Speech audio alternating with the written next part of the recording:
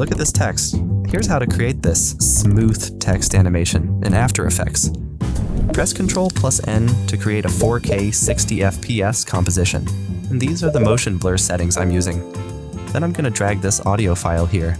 I'll provide this asset and the project file in the description. Now press the L twice to see the waveform. Then press Ctrl plus Y to create a solid layer and add grid effect to it. If you're wondering what the f this is, it's a free plugin called FX Console. Now change this to the width slider and increase it to around 84. Then set the border to 4 and change the color to a dark gray.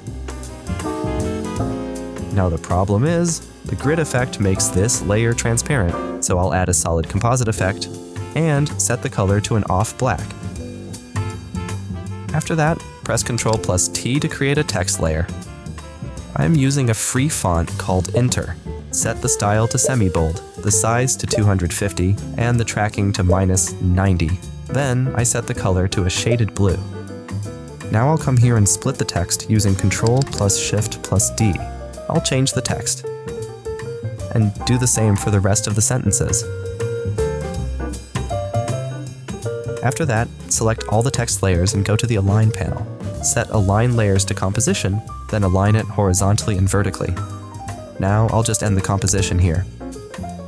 Open this text layer, click on Animate, and add a Position Animator. Then I'll add an opacity property to that.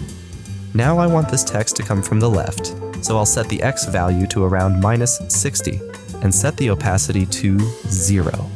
Then if you open the range selector, you can animate the offset value to reveal the text.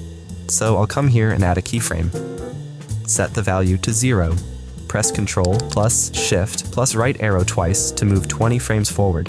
Then go forward 5 frames using Ctrl plus right arrow and increase the offset to 100%. Now select the keyframes, go to the graph editor, and press F9 to easy ease them. I'll make a graph like this. It starts slower, hits peak speed here, and slows down. Then I'll add a marker here for the zoom in we're going to add later. Now this animation reveals character by character, but I want it to reveal word by word, so I'll open the Advanced tab and change this from characters to words. And here's a secret to make this even smoother. Change the shape to ramp up, but then we also have to set the offset to -100. Now look at that. Close this and rename it to Animator In, then duplicate it and name it Animator Out. Now if you press U on your keyboard twice, it will only show you the edited properties. I'll go to Animator Out and drag the keyframe, then hold Shift so it snaps to the end of the layer. But we can't see the text, because we need to change the shape to ramp down. For the Out animation, I want this text to go to the right, so I'll just remove that minus. Now we also need to adjust the graph. So go to the graph editor and do a graph like this. This thing starts slower, hits peak speed here, and then slows down. Now copy both animators and paste them onto the next layer. Press U twice, select this keyframe, and mark its peak point too. We don't need to change the in animation here, but for the out animation though, I want it to go down character by character. So I'll go to Animator Out and change it from words to characters. Then I'll change the X value to 0 and the Y value to around 60. Now just press U to reveal only the keyframes. We need to overlap these keyframes so it will look seamless. So I'll extend this layer and drag the keyframe around here. You can also hold Alt and use the left or right arrow keys to move the keyframes. Then I'll trim the layer here using Alt plus right bracket. Now that looks seamless. Now go to the third layer and paste the animators, and mark the peak. For the in animation here, all we gotta do is change it to characters, and put the opposite value of what we used in the previous one. For the out animation, I'm gonna set it to characters as well, and make it go left. Then don't forget to overlap it. Now you know the drill.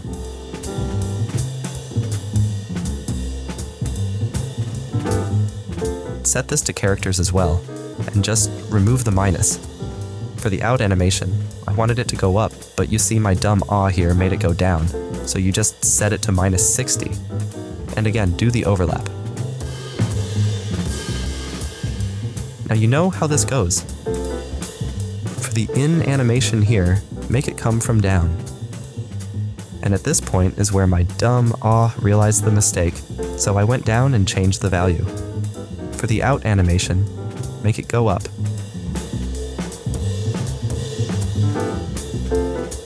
Then do the overlap. Now I'll just deselect the layer and press U to hide all the keyframes. Create a null layer using this long-ass shortcut, Ctrl plus Alt plus Shift plus Y. Then select all these layers and enable motion blur, then parent them to the null layer.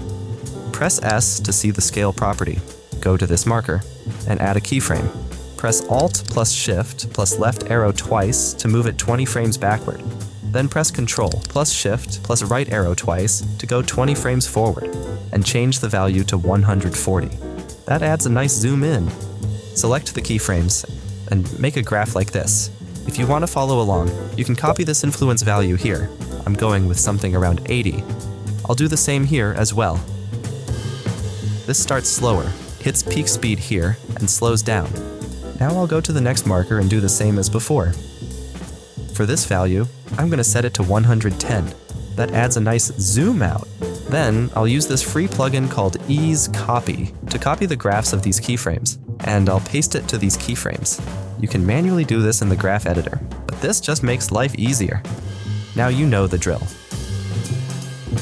For this one, I'm going to set the value to 150. Then I'll paste the same graph here, and do the same for the next one. I'm just going to add plus 20 to this, simple math, and then paste the graph, and the same for the next one.